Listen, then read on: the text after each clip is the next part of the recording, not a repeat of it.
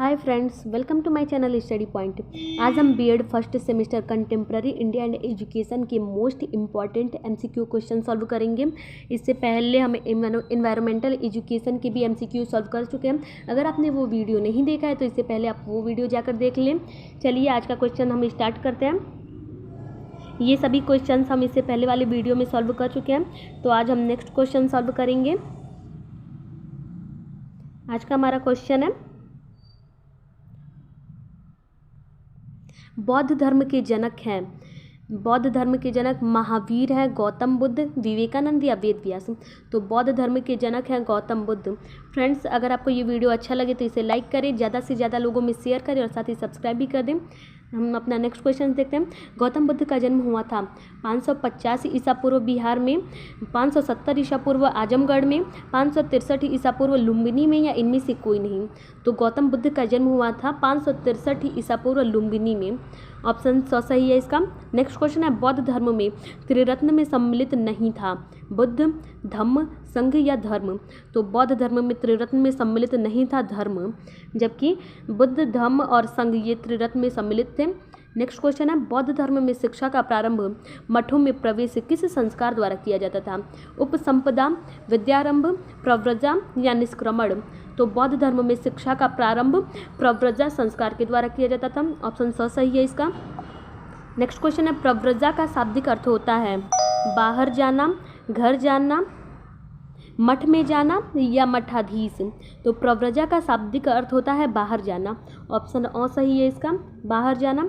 Next question है, प्रव्रजा का इच्छुक बालक सिर मुंडाकर तथा पीले वस्त्र पहनकर भिक्षु के चरणों में क्या लेता है, आशीर्वाद, ज्ञान, शरणत्रयी या संन्यास।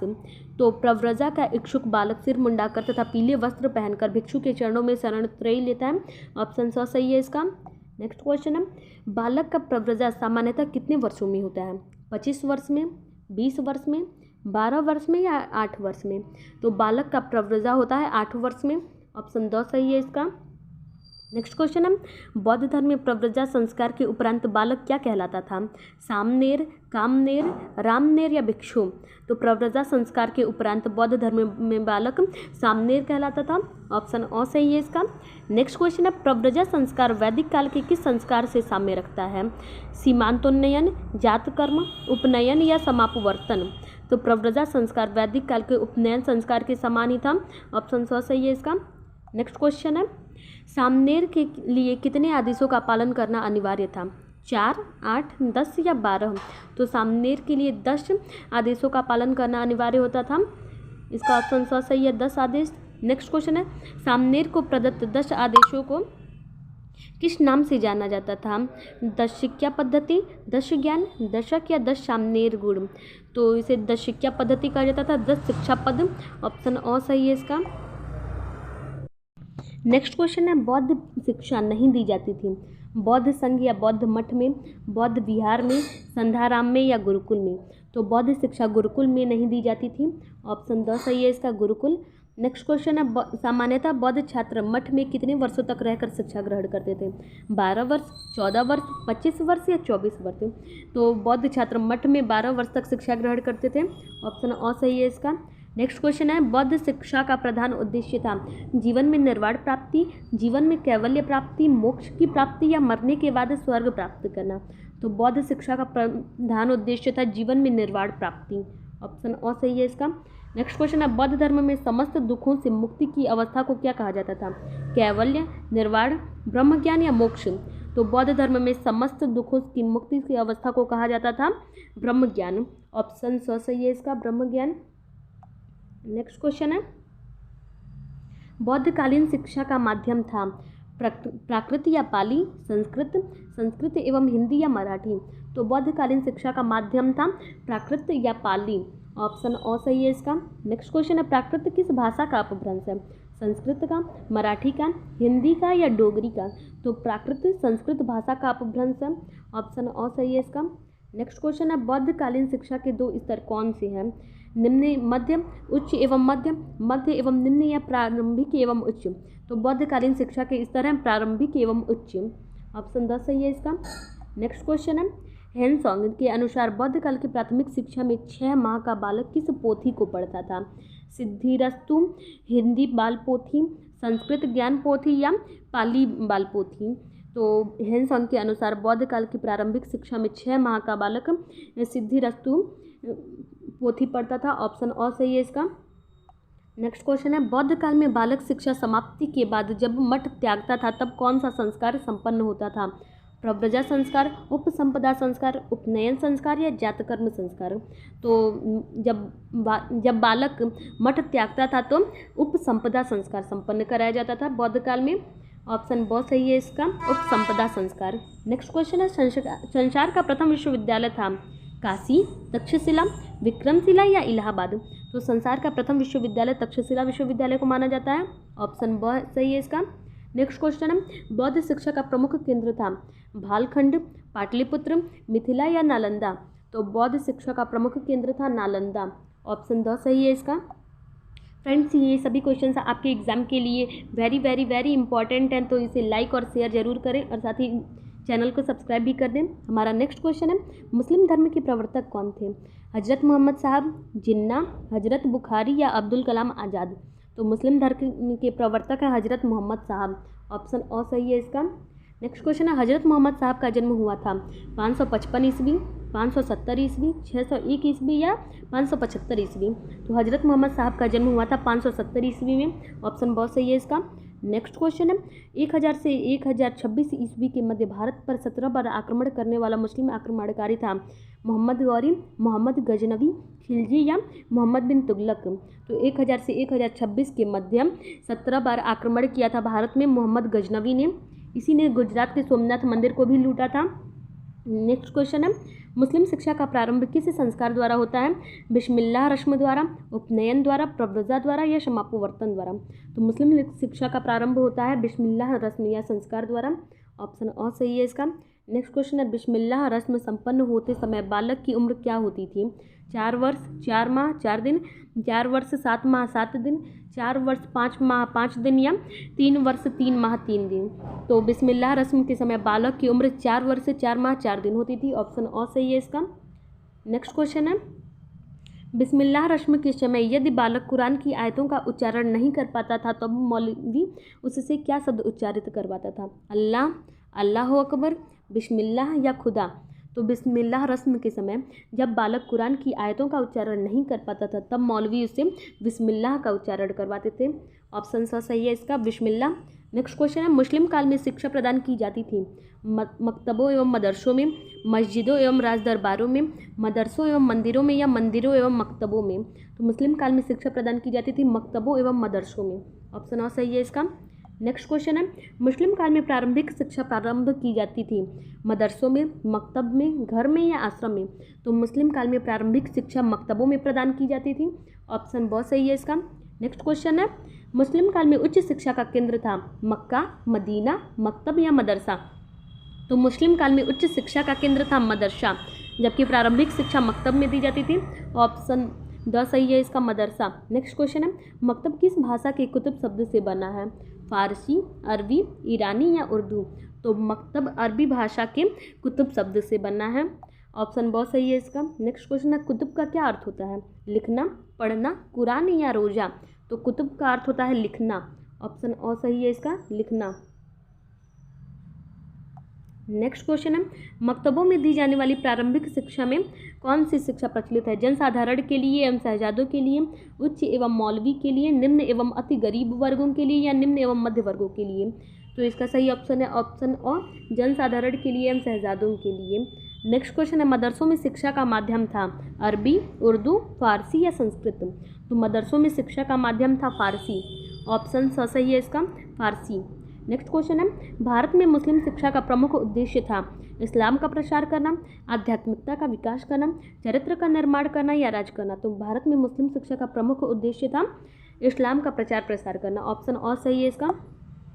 नेक्स्ट क्वेश्चन है, मुस्लिम काल में तर्कशास्त्र एवं दर्शन की उपाधि थी फाजिल, आलिम, काबिल या इनमें से कोई नहीं? तो मुस्लिम काल में तर्कशास्त्र और दर्शन की उपाधि थी फाजिल। ऑप्शन अ सही है इसका, फाजिल।